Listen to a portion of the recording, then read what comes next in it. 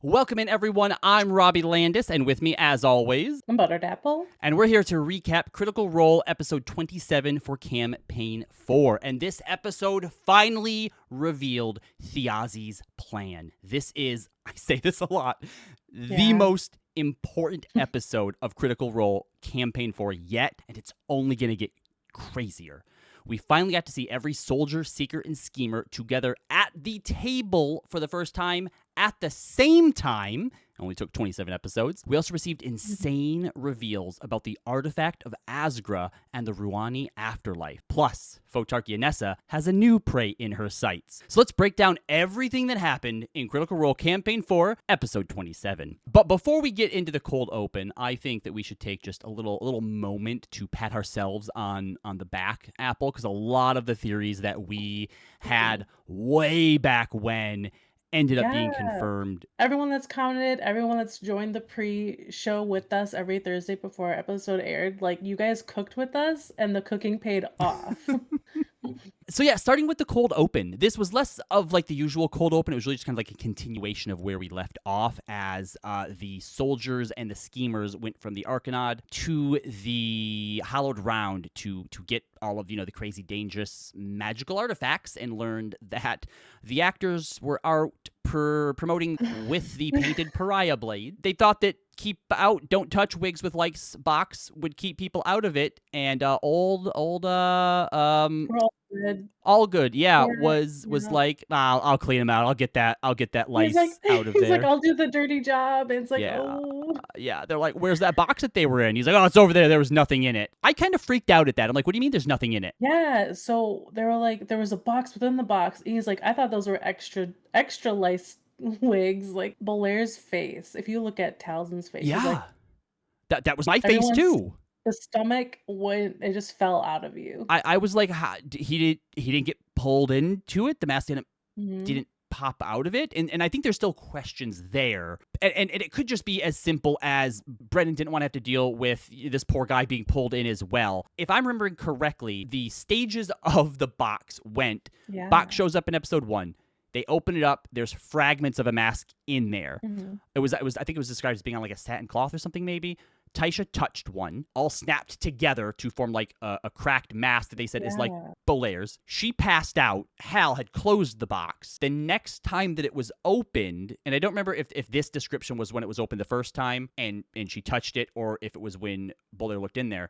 But at some point, he said that like the bottom of it seemed to have fallen out into a black void. Bolaire tried to like use a utensil to like scratch the inside. Then he like dropped it. And then that was it. So at some point after Comoroy opened it and then got sucked into it, it's like it reverted back to just looking like a normal box. So it doesn't mean that the mask got out. I mean, it could. It could. It doesn't mean that. We don't know for sure. Bolaire was really upset, and like you could tell that they were all scared. That does this mean that Termina is out riding Comoroy's body around, or is it just it's still in the box and not revealed? We're gonna hope about it still being in the box. Part. I know I had a question in this scene because Brennan opens up and he's talking about the layout of the theater, and then he talks about the tree again. The tree that's like kind of part of the stage, like the stage is right in front of it, and the tree is a big like backdrop. The tree of the Ruani, or like the Ruani tree or something like that. Yeah, and it's like we've heard about this tree multiple times. Azune did a check at the tree. There's Temelode showed us a card with a dragon in the tree. Do you think that the tree is more significance? 100%. The tree holds some sort of big significance here, because I think it's as much a part of the Hallowed Round. Like the Hallowed Round is just the new thing, right? That's the theater they've built here. Prior to that, it was just this gathering area around this tree. So like that's what has the significance here. And it's been significant for a few reasons. Like Taisha has made a few mentions of it. There was the Temelo card you mentioned that had like a dragon with trees growing out of its back. And when Azune chose to level up, he had some sort of vision with, the whole like remember and the echoes. And he saw some sort of creature or dragon. And I don't remember if Brennan specifically said in that vision he saw that tree. And then also remember, and I don't know if this is related, but when Bolaire was here that first time, he felt some presence under the Hallowed Round that I think the way Brennan had talked about it, it wasn't localized to here. He's felt it before, but for sure, there's something to do with that. My theory, and there's no, this is purely like guts based, the thing it makes me think of for some reason, the like myths and the folklore about like the turtle that has like the world on its back, or like an island on its back, or something like that. And remember that this area where the orcs are used to be choked with like ash. This was like the area of the god of war, and it was only because when he died, instead of it turning into a barrow dell, an endless night like all the other places that the gods died, it went the opposite way and instead bloomed lush and turned it into like fertile like green and like forests and stuff. Could there be some sort of living entity of some kind underneath? Yeah, absolutely could be. But let's go ahead, and we're not going to go in order like we usually do. We're going to jump ahead here to what I think is the hands down best character, best scene of the campaign, Fight Me. Yeah, I feel like Brennan always gives us these great characters. Yes. And this is one where it's like in the cooldown he mentions they can go back to her. And it's like, oh, I want her to come back around. Yes. So this happened at the Knife and Palette Pigments, and we are, of course, talking about Tsul'rekshi. Given that the jig is up, I find these disguises rather tedious. A 12-foot tall figure appears before you. She is still hunched, spines coming from the middle of her back along her vertebrae. Her enormous head is a tiger's jaw and snout with a wasp's compound eyes and antenna with ram's horns curling off the side. You see upper body, these huge blood-soaked tiger's claws that go down. You see enormous cloven hooves that that are hoofed in iron.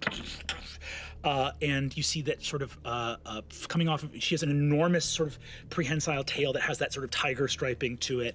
And then a pair of bat wings extends off her back. She is a fucking mess. You want to talk about doing some fan art? This is your fan art challenge.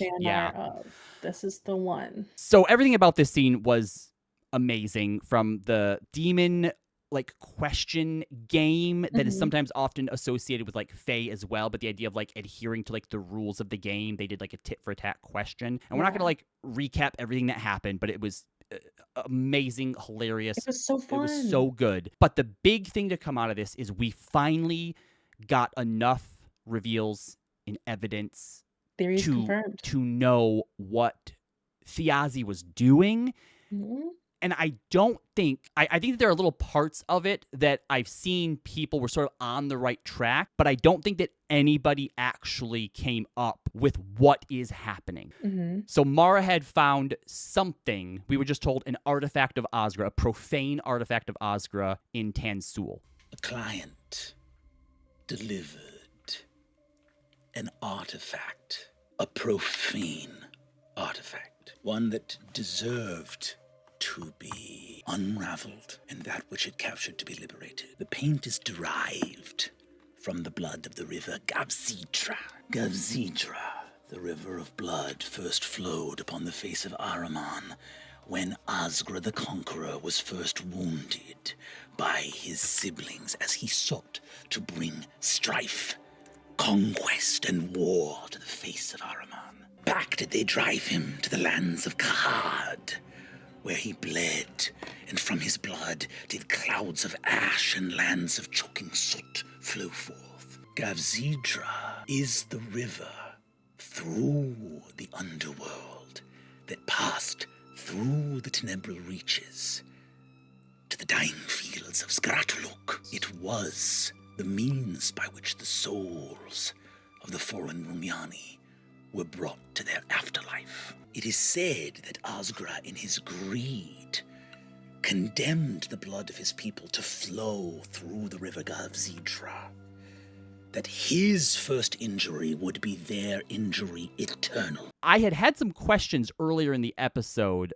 about, Because remember, Brennan had mentioned to Murray that the blood, which people thought was celestial blood, and they weren't technically wrong. It was orcish blood, but it was still divine because it came from Azgra, but said that it was similar to the Stone of Night song, but also different. And so that got me thinking about like, well, so maybe did it come from like the orcish psychopomp that took the orcs to like the afterlife? Kinda. When they died, they went to this blood river and it flowed into Azgra's like afterlife, and that's where they are. But something endless cannot simply be unmade, and so new form need be given to it. To unmake the evil that was, that destruction does not exist. Something new must be wrought in order for that thing to cease. Is he wants to replace Gavzeedra with something by using that blood, and he wants to rescue the orcish souls that are still in Azgra's afterlife. He wants to destroy and free them from the prison that is that river. He wants to make a new orc heaven. That's beautiful. It's beautiful, and it also explains why the Taconis are against him, is because he wants to create a new heaven. Redraw their power source. Yeah, which seems to be the souls. Yeah. So now that's going to be, if we assume that they're, the world is like, there's 7 shapers, so if a seventh of them are orcs, that's a seventh of souls that are no longer going to the underworld now. And if he can figure out how to do it, what happened when the orcs figured out how to kill a god? So did everybody else. So if he figures out how to do this, everybody else is going to want to do it as well. And that undermines what the Taconis want to do. That's also going to undermine what the Halavar want to do. Now, I don't think that this means that the Taconis can't still make use of this in some way. But Brennan had made an interesting point that the only thing that definitively connects Thjazi's plans and the Taconis plans is the Stone of Night song. That definitely connects them, but anything beyond that is speculation. You don't have any proof one way or the other whether the paint has anything to do with the Taconis plan or not. It's a good note. We did get confirmation here that Thjazi and Mar are the cloak that's mentioned. They're part of the cloak. Part of it. It's an organization that specifically monitors the Taconis and then tries to undermine them by basically taking the resources that they're going to use and then use it for their own gain. So I think that like the cloak found out through the Taconis that the Taconis wanted the Stone of the Night song, and the cloak was like, we can use that too. Let's go get it first. So I'm glad that we finally got confirmation on that. Yeah. Before we move away from Tsul'rekshi in that scene, there are a few other like really cool things that I wanted to mention too. Yeah. Tsul'rekshi had mentioned to Tyranny about her father. He is one of the ones who remains. I think that probably when the Shapers came to Ahriman, because another thing that she mentions too is she talks about how demons, primals, fae, giants, like they were all here before the Shapers. And I know that because of D&D, the way that we think about demons is in devils is just like, oh, evil things that just want to like kill and murder. That may not necessarily be untrue for some of them, but they fit into the world in their own way. And what may seem like chaos to us, but chaos to them is their order. And so, we think about the idea of like life and death. Well, we think of death as evil sometimes, but it is a natural part of life, and you can't have order without chaos, right? And so the way that she kind of talks about it is like demons, primal phase, giants, none of these are like the opposite of life. They're all part of an aspect of life. And even in the context of this scene, the way she talks about like, she opposes things being imprisoned. She was helping Thjazi because she wants to help those souls that are imprisoned be free. And so there is a kind of logic from their point of view to it. She was so interesting because the way that she talked about everyone, that the species that existed before the Shapers basically be like, this was our normal, and then these guys came. And then also talking about the cycle of life and death. Yeah. Making it sound like it's so natural and everyone's so obsessed about the afterlife, but like before it was just a part of your next life. And then finally that demon, I forget its name now, but the one that I know that had Auroch, the way that she looked at Tyranny. And like I feel like this is something else that's recontextualizing the way that I look at demons here, because I've been sort of operating under this idea that now that she's been given a body, that Tyranny has to do something that will solidify her and make her like completely evil like her sisters are. But this other demon believes in the light because of the aspirants, believes that she can be redeemed. Brennan just always does such a great job of even the background characters that should just be, evil mook, making them feel three-dimensional, making them feel complex, making them really feel alive. If you think about the demons in Ahriman, they have like jobs. They have like lives. Yeah. And Auroch is working as like a paint, like working with the paints in like a sweatshop, at the knife and basically. palette. Yeah. Has dreams of being something other than just this worker in this factory, basically. That's relatable. I do think that this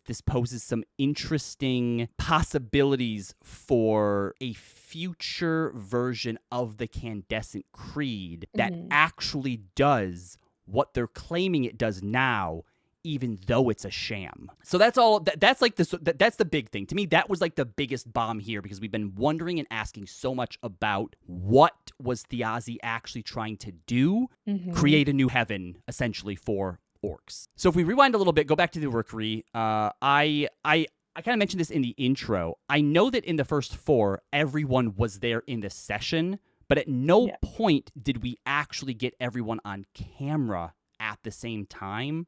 And I don't know why, but seeing everyone on screen at the same time like that, 13 people at one table. It felt good. It did. It did. Like, it felt chaotic, but it all worked out very well. Brennan in the cooldown had kind of like congratulated all of them on like not letting that just devolve into chaos and giving each other the space to have these like small moments with another, like, you know, Octus and Thimble, Wick and Hal. Yeah. Octus and Wig. Octus and Wig, yeah. Can you eat? Can you poop? It's like, those are important questions that Wick needed to know. Yeah. It felt really good to have a table give space for each other. And be able to move through all of that in a way that made sense and felt like a good enough recap that it wasn't just people like shouting things at each other the whole time. I also have to commend Brennan too, because we've talked about how cool it was the way that they're doing level ups, where like he lets them know, okay, you all have your level now, but you get to choose in a sort of special moment when it happens. Also, Taisha's still level 3? Yeah, what is up with that? What are you doing, Taisha? When they went into Via Aurora, she's like, I'm a liability. And I'm like, yeah, but whose fault is that? But I wonder, like, I don't know. I would just really love to know from her why. Like, are you saving them up? Is she just going to try to see how long she can stay level 3 and then at one point be like, Brennan, I want to level up to 3, 4, 5, and 6? Yeah, speaking of the snake as a belt, what's with the snake abuse? In campaign 1, Vax had a belt named Simon that he could speak the command word or use a bonus action to turn it into a snake. Oh, okay. Yeah, Easter egg, maybe? Maybe. Allowing Murray to level up when she rolled that nat 20 Arcana on those gems. Oh, wait, you said We it was have to Arcana? honor nat What did I 20s. just roll? Everyone shut the fuck up. Listen. On a nat 20, those stones vibrate. It was used for a ritual so foul that it would turn this good-hearted young man into an angel of death to work the wickedness of his father on the world. And have you been talking about nothing else tonight but the fact that a tool, an artifact, a cause, an idea is changed by the intention of the one who uses it? You see those gems vibrating in that place. They used it to work wickedness. What could you use it for? You are level 5. Let's fucking go! What? Do a lap! Do a lap!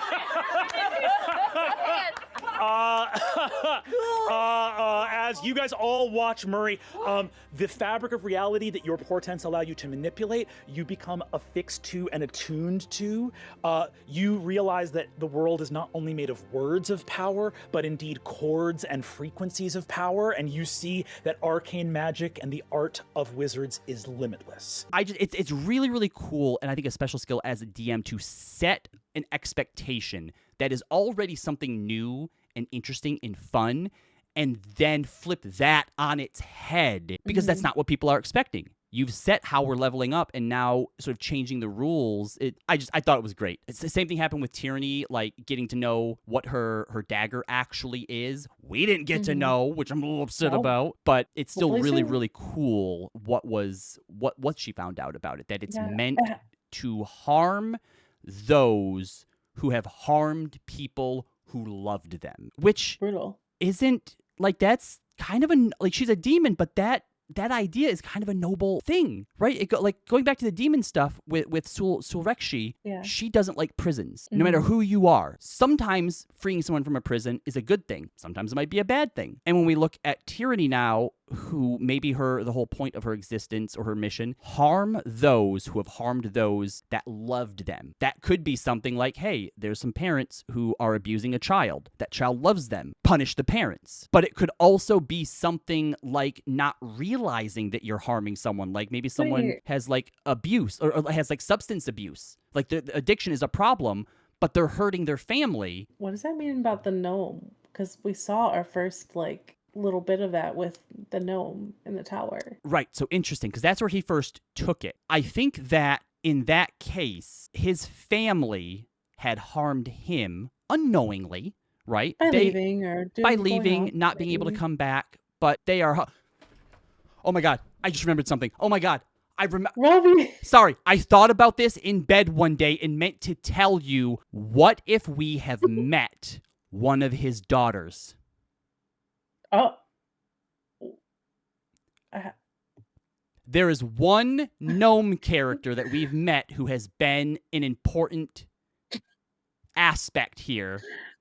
And and we have been given heavy signs that they are a trans man, which means... You're not saying Dumidus. You shut up. And I believe a trans man, which means at one point he could have been he would have been someone's daughter. I don't know. No proof beyond that. I'm just... That would be... It would be so horrible that now they're putting that child in danger. I've just put it here. We'll see what happens. But if it ends up coming true in some way, it was said here first. Julian and Thimble had a great moment together too, and I feel like that moment between them kind of really is like to me a hard confirmation that they're going to be at a table together following this. I can't wait. Do you remember the soldiers picking up the ancestral Ceramai blade? Was that just the sword that was the same guy using it who they got the bracers off of? I don't remember them grabbing that at all. And I just feel like it's another one, because it's a Ceramai blade. Like, I realize it's a vassal house. Okay. But why would he care? Except for Dame Gaia. I feel like there's all these small Ceramai Gaia things. Mm-hmm. What's wrong? What if Octus isn't a Taconus? Why? You know what? It would explain why he doesn't have powers. Oh. What if there was a Ceramai who had an affair with Mama Taconus, who, by the way, we still haven't seen. We still know nothing about. We know nothing, yeah. Because then that would also, I think, explain a little bit better all of the weird Ceramai stuff that seems to be happening around him. That it just seems weird. Like, he's a Taconus, but like, Dame Gaia, what are you gonna do with her body? Ceremonial Ceramai, like, that's not his family. That's a vassal house. Like, I don't know. It feels weird. And I don't know. Yeah. But all I do know is that Dame Gaia is definitely spelled components. We talked about that in our pre-show. It's like she's being treated like components. Yeah. And a lot of our commenters had been like, he's gonna do this with her, and we're like, no, don't say that. But all the signs. Yeah. All the signs are there. We'll see. I don't know. Again, I'm just gonna throw that out there, and if that ends up being true, we're so smart. Azune. Oh, Azune. I didn't see this one coming. We've talked about this idea of how he sort of fractured into a lot of different sort of pieces of himself, but I feel like the two big parts are Azune the soldier and Azune the scared little boy. And I feel like based on where he's at or what he's doing is which one comes out. When he feels like he's in a safer place, the child comes out, but when he's on the job, he can be the soldier. He's overwhelmed. Yes, and I think that it's more like a pendulum as opposed to just where are you when it happens. And he can't really control it. And just the way that he breaks down. I feel like I've been lying so much and it's starting to really weigh on me, so I don't know how many more lies I have in me. So I need help. I'm in a bind. I have to go and going with Grotto alone is as if I was going by myself, and I don't want to go by myself. Mary, please don't make me go by myself. I was listening to this in the car, and I also was feeling overwhelmed, so I did cry during this scene. Aww. But then he's like, Murray, come with me. And then like Octus is like, well, can Octus come with me? And it's like, you didn't want to put Murray in danger, but you're okay with putting Octus in danger? So hold on. You weren't watching, you were listening during that? I was listening. I was just about to bring up that same thing about this whole pendulum and whether or not he can control it, because when he said, how about Octus? I can't do this alone. Do you want me to come with you? I don't want to take you down with me. But Octus can come with me. Wait, what? You said that very quickly. It seemed to me like that, like it seemed intentionally manipulative. Like, oh, and I've asked for Demodus. What about you, Murray? Then Octus. Because I heard Marisha as Murray go like, what just happened? Like basically, like what just happened? Like that was quick. Yes. And I was like, why would she say that like that? Yeah. So I don't know. Like I it makes me think now that they're like, I don't doubt that There's the feelings. two sides of him. I don't doubt that the feelings that he's feeling are real, but I also can't help but think that he might have let the child out in a way to try to convince them to give him what he wants. That's so manipulative. Is that like Luis would do that? Luis would play a character like that? Gosh, I wish that you had seen Calamity. So yes. Octus doesn't want to go with him to this thing that's going to be happening with the Einphasen, which I think is a mistake. Yeah. I think that they have a lot of good evidence, but I think that Octus showing up to say and to look at me, I am dead. Does that reveal to your family if they don't already know? Sure, it does. But I think that Octus's testimony, there's no way that with all that they have and Octus's word that the Einphasen would go, nah, I think it's still worth the risk to ally ourselves with your father. Then we have the Via Aurora. This, oh gosh. Why was Cadigan here? He had to be somewhere. He had to be somewhere. They put him here. I have a few rapid fire shots for you. Yep. The first, did we know that Felonius's dogs were the size of horses? No, I don't. I know they were big. I didn't know they were the size of horse big. That's crazy.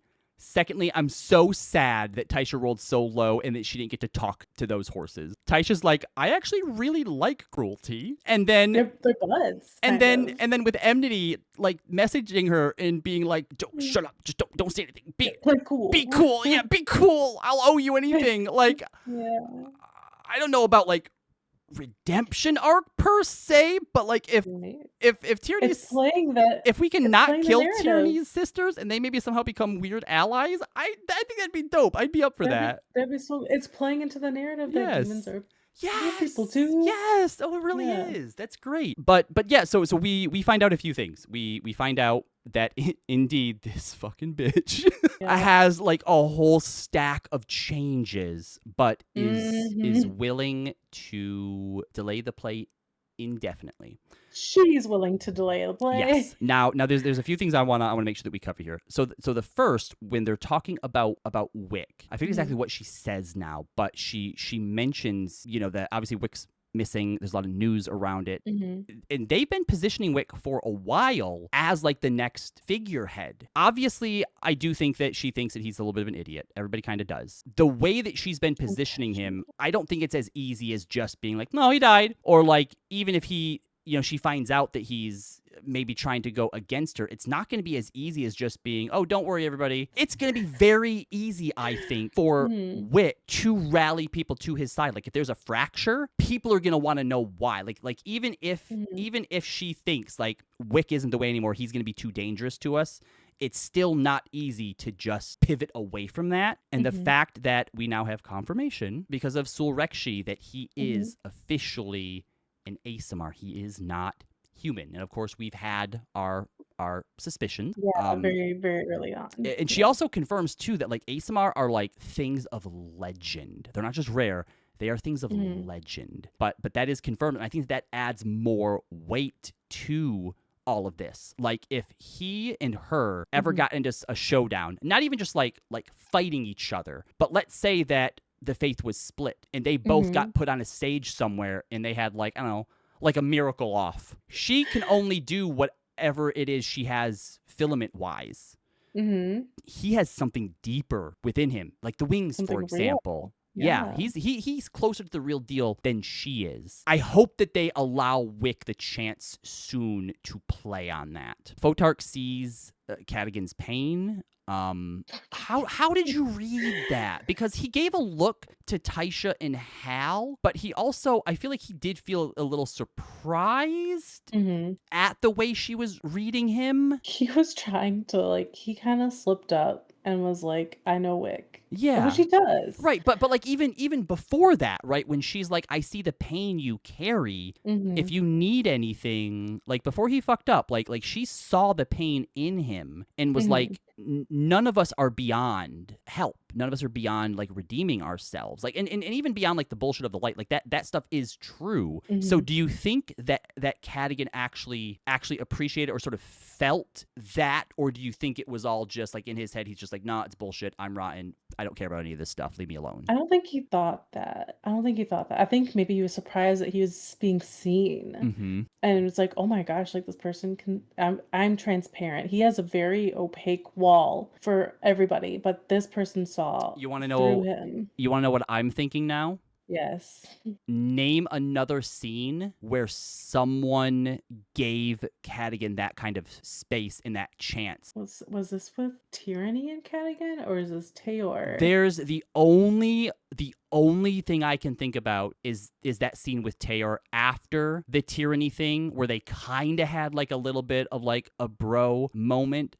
But otherwise, I bet most people don't see Cadigan. He's just a drunk somewhere. Like you just walk by, you just ignore him. And now this lady who is like the most powerful person in Dulmakyar right now took the moment to be like, if you need something, you can come to me. And whether play an audience, and look, whatever her intentions really are with that, and whatever he believes about the idea of faith, I do think in that moment, whether he believes it or not, I do think that Cadigan took a moment to be like, why would she care? And then he asks about like, oh, you wouldn't punish Wick when he comes back? And she goes, why? And I even felt bad as a DM, but I could see the look in Brennan's face, because you have the bard who has like a +1,000,000 and advantage, and then the ranger says one thing, and I saw Brennan's like lasers focused on Hal, and then was like, if he were returned to you, you would show mercy on him. Wikander? Yes. If he were returned to me, I would weep for joy. Wikander has done nothing wrong. Have you heard differently? No. You spoke up, Mr. Vale. No. Have you heard differently? No. What's that? Could you read it for me? Oh, buddy. Thanks so much. Oh. Yeah. Oh, that's a natural one. Thank you. Cadigan sniped him. He knew better. I think it's one of the scariest things that Bren has said as a DM, the way that she's like, as you're leaving. As you turn around on a nat 20 insight, you feel the Photarch's eyes remain on you. Your body has an instinctive reaction when a predator has started hunting you. And on a nat 20, the most powerful woman in the world wants you in her jaws right now. Before we move off of the Via Aurora. So Liam knows about Candelion. Okay. He knows about Candelion. I say that because as an excuse for Wick being gone, he's like, oh, Wick was probably entranced by the strong soldier characters that are about. He seems so interested in them. So Candelion. Only you read into it that way. I think Only it's you. Important note, and we need to keep that in mind. Do you have any important questions? Nope. No. Okay, cool. So the changes that the Photarch asked for in the play, sacrilegious.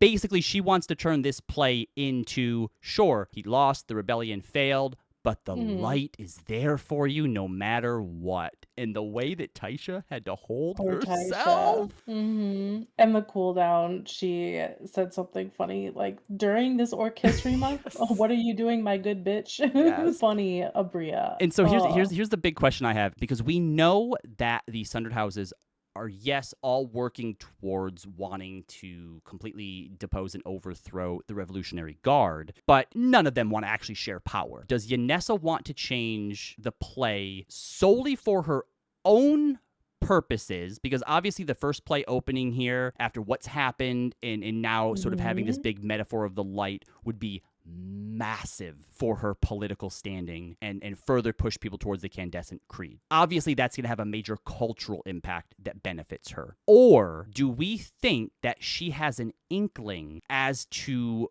either what is happening there potentially with the paints, or might know that, because we're like, what if the Takonis are going to come back and do a mass ritual sacrifice? If she has an idea about that, pushing the play off would potentially foil his plans as well.